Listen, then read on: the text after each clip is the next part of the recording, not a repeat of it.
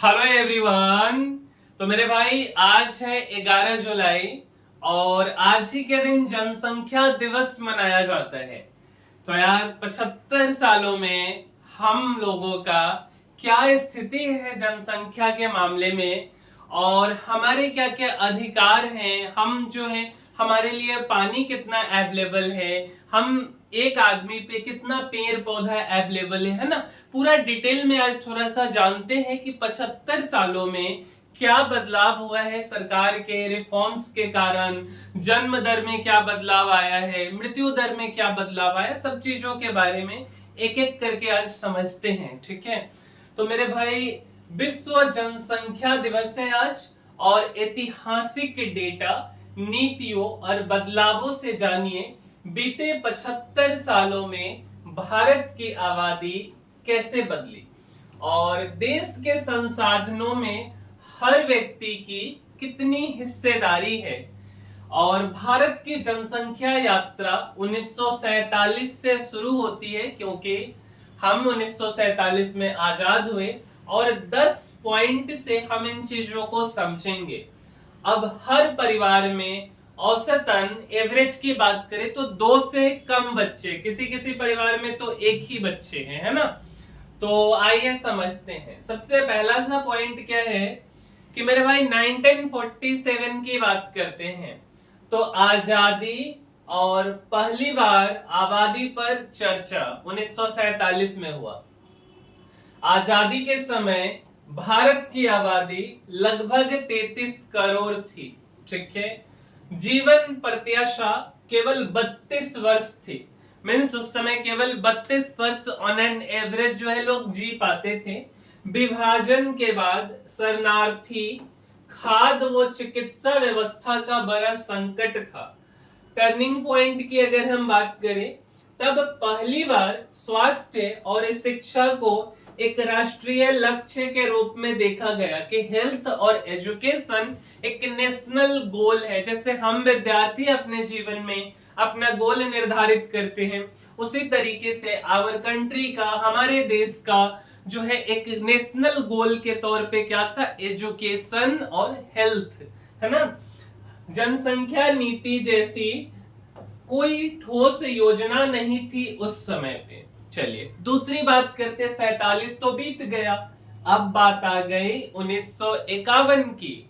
तो मेरे भाई पहली जनगणना और संकट के बारे में 1951 में पता चला। आजाद भारत की सबसे पहली जनगणना 1951 में हुई थी। ठीक है, और 1951 में पहली जनगणना में जनसंख्या जो है हमारा 36 करोड़ तक पहुंच गया।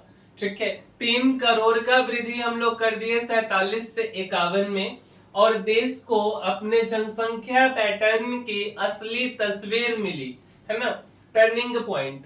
अब यहाँ पे क्या हुआ, सरकार को पहली बार अंदाजा हुआ कि भाई वृद्धि बहुत तेज है। 47 से 48 से 49 50 मीन्स 3 से 4 सालों में ऑन एन एवरेज हम लोग कितने परसेंट, कितना जनसंख्या बढ़ गए, तो 3 करोड़ जनसंख्या बढ़ गए, है ना, जो कि एक काफी बड़ा नंबर था।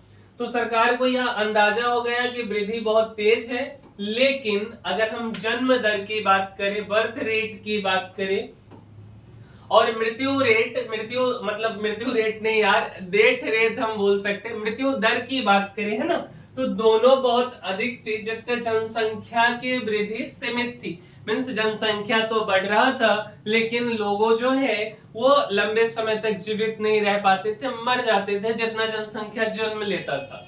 तो फिर बात आती है 1951 के बाद 1952 की।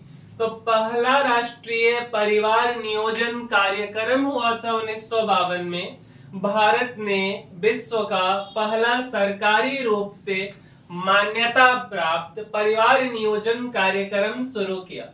मातृ मृत्यु दर और शिशु मृत्यु दर घटाना और जागरूकता बढ़ाना था। अब यहाँ पे टर्निंग पॉइंट क्या है, यह पहल भले धीरे चली हो लेकिन इससे नीति स्तर पर सरकार की जनसंख्या विषयक प्रतिबद्धता शुरू हुई। ठीक है, तो इतना फास्ट नहीं था। अगला बात आते हैं 1961 से लेके 1971।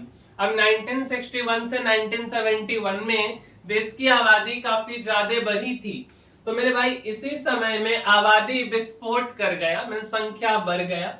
10 साल में 10 करोड़ लोग बढ़ गए। हर साल ऑन एन एवरेज 1 करोड़ लोगों का वृद्धि हुआ। 1961 में जनसंख्या 43.9 करोड़ थी और यह 1971 तक 10 करोड़ बढ़कर 54.8 करोड़ हो गई। मृत्यु दर में गिरावट इसका मुख्य कारण था। जन्म दर भी बहुत अधिक थी। अब यहाँ पे टर्निंग पॉइंट क्या आया? 10 साल में करीब 10 करोड़ की वृद्धि ने नीति निर्माताओं को चौंका दिया। यह दौर जनसंख्या विस्फोट के रूप में देखा गया था, क्योंकि नीति तो बना दिया गया पहले ही कि भाई जनसंख्या को कंट्रोल करना है ना, बट फिर भी जनसंख्या काफी तेजी से बढ़ गई। अब बात आता है 1976 की। तो पहली बार राष्ट्रीय जनसंख्या नीति का मसौदा हुआ है ना। आपातकाल से पहले सरकार ने पहली बार जनसंख्या नीति बनाई। उद्देश्य था सरकार का कि 2 बच्चों का आदर्श परिवार, कम उम्र में शादी की रोकथाम करना, कम उम्र में शादी नहीं होने देना और नसबंदी जैसे उपाय करना था। टर्निंग पॉइंट क्या आया कि जनसंख्या नीति का मसौदा आया, लेकिन उसका जो क्रियान्वयन है, जो मतलब उसको रूल्स एंड रेगुलेशंस लागू करना था, वह आपातकाल की राजनीतिक परिस्थितियों में उलझ गया, क्योंकि उसी समय में हमारे देश में इमरजेंसी लगाया गया था। तो रूल्स तो बना बट इसको फॉलो नहीं करवा पाया गया। अगला जो दौर आता है 1975 से 77 का दौर आता है। आपातकाल और जबरन नसबंदी अभियान चलाया गया। नसबंदी को जबरदस्ती लागू किया गया और 1976-77 में 60 लाख से अधिक पुरुष की नसबंदी की गई। सामाजिक अविश्वास और सरकार के खिलाफ माहौल बनने लगा। अब यहाँ पे क्या टर्निंग पॉइंट आया कि जनसंख्या नीति को दमन का हथियार माना जाने लगा, जिससे आगे की योजनाओं में रुकावट आई। 1975 में सालाना वृद्धि जो है वह 2.29% से हुई थी। अब बात आते हैं 1978 से 1994 का। अब इसमें क्या होता है, स्वैच्छिक और जागरूकता आधारित योजनाएं बनाई गई। इस दौरान स्वैच्छिक नसबंदी पर जोर रहा। जनसंख्या नियंत्रण के लिए महिला केंद्रित दृष्टिकोण सामने आया। हम दो हमारे दो जैसे जन अभियान चलाया गया। टर्निंग पॉइंट क्या हुआ कि इससे साक्षरता, टीकाकरण और प्रसव स्वास्थ्य में सुधार हुआ। स्वास्थ्य सेवाओं और जनसंख्या नियंत्रण योजनाओं पर विश्वास लौटा। अब अगला जो पॉइंट आता है वह बात आती है 2000 ईस्वी की। नई राष्ट्रीय जनसंख्या नीति लागू की गई। तो मेरे भाई इसका लक्ष्य था 2010 तक प्रजनन दर को 2.1 तक लाना था, यानी पति पत्नी की आबादी 2 बच्चों से रिप्लेस हो जाए। महिला शिक्षा और किशोर स्वास्थ्य पर जोर दिया गया। वर्ष 2000 में प्रजनन दर 3.35 और 2010 में 2.6 थी। अब टर्निंग पॉइंट क्या आया कि इस नीति ने परिवार नियोजन को सशक्तिकरण से जोड़ा। विशेषकर महिलाओं के संदर्भ में हर एक राज्य को टारगेट दिया गया था कि आपको ये फॉलो करना ही करना है। अब आता है अगला दौर जो कि 2010 से 2020 का है। आबादी स्थिरीकरण के संकेत। इस दौरान अधिकांश राज्यों में प्रजनन दर 2.1 या उससे भी कम हो गई। दक्षिण भारत, साउथ इंडिया की बात करें तो कुछ राज्य में वहां के प्रजनन दर 2.1 से नीचे आ गया। जीवन प्रत्याशा बढ़कर 69 से 70 साल एवरेज आयु लोगों के जीवित रहने की हो गई।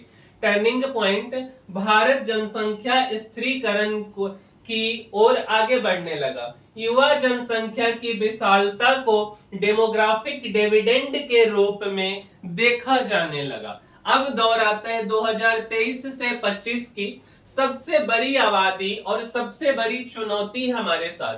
भारत जो है चीन को पीछे छोड़ दुनिया के सबसे अधिक आबादी वाला देश बन गया। जनसंख्या जो है हमारी 146 करोड़ 146 करोड़ से अधिक हो गई है। बुजुर्ग आबादी की बात करें, ओल्ड एज पीपल की बात करें, शहरीकरण की बात करें, है ना, तो शहरीकरण की बात करें, बेरोजगारी की बात करें और पर्यावरण जैसी चुनौतियां हैं। टर्निंग पॉइंट क्या है? जनसंख्या अब नियंत्रण का नहीं बल्कि प्रबंधन का विषय है। लक्ष्य है कि आबादी को संसाधन के रूप में प्रयोग किया जा सके। अब यार एक चीज देखिए, यह जो स्टेशन आप देख रहे हो बंगाल का रेलवे स्टेशन है और हावड़ा स्टेशन है। इसके बारे में थोड़ा सा समझते हैं, जनसंख्या का प्रभाव। तो यह स्टेशन से मेरे भाई 10 लाख यात्री पर डे आवागमन करते हैं। पश्चिम बंगाल का हावड़ा रेलवे जंक्शन भारत में सबसे व्यस्त रेलवे स्टेशन में से एक है।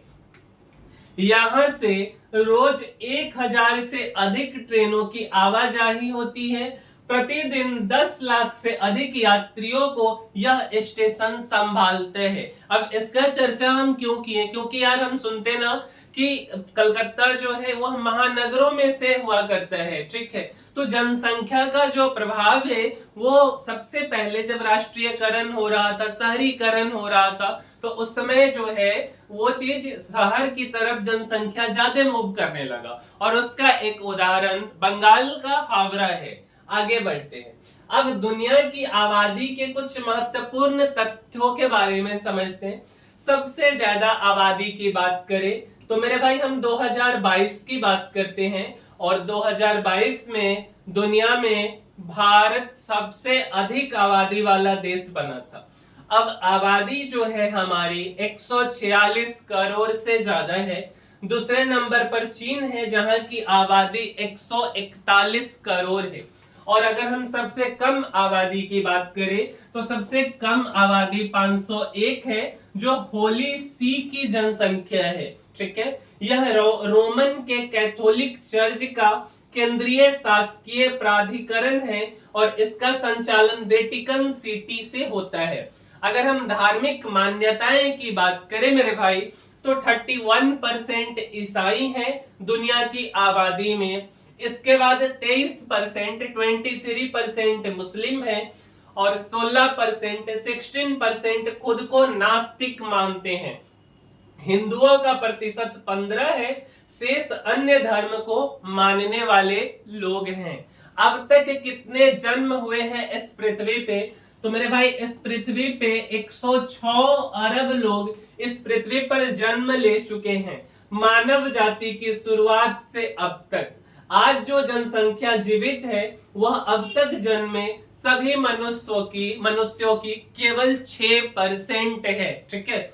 अब जो है दर भी घट रही है तो 0.85% प्रति वर्ष 2025 में विश्व जनसंख्या वृद्धि दर लगभग जो है दर घट रही है। 2015 में यह दर 1.25% प्रति वर्ष थी, 2020 में घटकर यह 0.97% रह गई थी। अब आबादी कितना बढ़ेगी? तो मेरे भाई 1000 करोड़ होने का अनुमान है दुनिया की आबादी 2060 ईस्वी तक। आबादी वर्तमान दर से बढ़ती रही तो 2037 में विश्व की आबादी 900 करोड़ हो जाएगी। अब संसाधन में हमारा आपका कितना हिस्सेदारी है जो नेचुरल रिसोर्सेज है उसमें समझते हैं। हर व्यक्ति को कितनी जमीन, कितना पानी और कितना अन्न का जो हिस्सेदारी मिलेगा। तो जानिए हर भारतीय के हिस्से में कितनी जमीन है, कितना पानी है, अन्न कितना है, दूध कितना है, वृक्ष कितने आते हैं। ये आंकड़े केवल संख्याएं नहीं है बल्कि भविष्य की स्थिरता है, पर्यावरण संतुलन और जीवन गुणवत्ता का संकेत है। यह जीवन की गुणवत्ता को भी प्रभावित करते हैं। तो सबसे पहले बात करते हैं हम पानी की और प्रति व्यक्ति पानी 135 लीटर। भारत में हर साल 3880 बिलियन क्यूबिक मीटर पानी वर्षा से मिलती है और इसमें से 1999 बिलियन क्यूबिक मीटर ही उपलब्ध होता है। वो हम 699 बिलियन क्यूबिक मीटर ही उपयोग कर पाते हैं। शहरी क्षेत्रों में प्रति व्यक्ति दैनिक पेयजल मानक 135 लीटर प्रतिदिन है, जबकि ग्रामीण क्षेत्र में यह 55 लीटर प्रतिदिन है। अगला अन्न जो है, जो हम अन्न खाते, अनाज खाते, वह हर माह 17 किलोग्राम के आसपास है। अगर हम सालाना अनाज उत्पादन की बात करें तो 300 से 308 मिलियन टन, मुख्यतः चावल और हम गेहूं की बात करें 2023 से 24 में उत्पादन जो है 308 मिलियन टन रहा था। पिछले 3 वर्षों का औसत लगभग 300 मिलियन टन है। मासिक प्रति व्यक्ति अन्न उपलब्धता नेट 17.3 किलोग्राम प्रति माह है, जबकि वार्षिक प्रति व्यक्ति उपलब्धता 207 बुनका 6 किलो है। अगला प्रति व्यक्ति जो है दूध जो है आपको 471 ग्राम रोज मिल सकता है, इतना अवेलेबल है। 2022-23 में भारत का कुल दूध उत्पाद 230 बुनका 58 मिलियन टन था। यह आंकड़ा 2023-24 में रिकॉर्ड तोड़ते हुए 239 बुनका 30 मिलियन टन तक पहुंच गया। 2023-24 में प्रति व्यक्ति दैनिक उपलब्धता 471 ग्राम थी। फिर भी 6 से 23 महीने की आयु के 40% बच्चे रोजाना दूध या दूध उत्पाद नहीं ले पाते हैं। अगला प्रति व्यक्ति कृषि भूमि 1100 स्क्वायर मीटर है, किलोमीटर नहीं है। भारत की कुल कृषि योग्य भूमि 159 मिलियन हेक्टेयर, जो कि 3.93 अरब एकड़ है। बीते दशकों में प्रति व्यक्ति कृषि भूमि में लगातार गिरावट आई। 1950 में यह करीब 0.5 हेक्टेयर थी। भारत की आबादी 1.4 अरब से भी अधिक हो चुकी है। हर भारतीय के हिस्से में केवल 0.11 हेक्टेयर 1100 वर्ग मीटर कृषि भूमि आती है। अब एक व्यक्ति के लिए अगर हम बात करें तो कितना पेड़ उपलब्ध है, तो फॉरेस्ट सर्वे ऑफ इंडिया के अनुसार भारत में लगभग 35 अरब पेड़ 3500 करोड़ मौजूद है। अनुमान के अनुसार पूरी दुनिया में लगभग 3 ट्रिलियन मतलब 3000 अरब पेड़ है। प्रति व्यक्ति औसतन 25 से 28 पेड़ उपलब्ध है। वैश्विक औसत अनुमानित रूप से 400 से 500 पेड़ प्रति व्यक्ति होता है। तो मेरे भाई, यह हमारा जो है जितना भी जानकारी हो सकता था जनसंख्या से रिलेटेड, दुनिया में आबादी के परसेंटेज से रिलेटेड और जो प्राकृतिक संसाधन है उससे रिलेटेड, वह सब हम इस वीडियो में आपको समझाने का कोशिश किए हैं। और अगर आपको हमारे वीडियो से वैल्यू एडिशन हुआ है, आप कुछ अच्छा सीखे हो, कुछ आपके लाइफ में कुछ एडिशन हुआ है, तो मेरे भाई इस चैनल को लाइक, शेयर और सब्सक्राइब कीजिए। मिलते हैं अगले वीडियो में, तब तक के लिए धन्यवाद।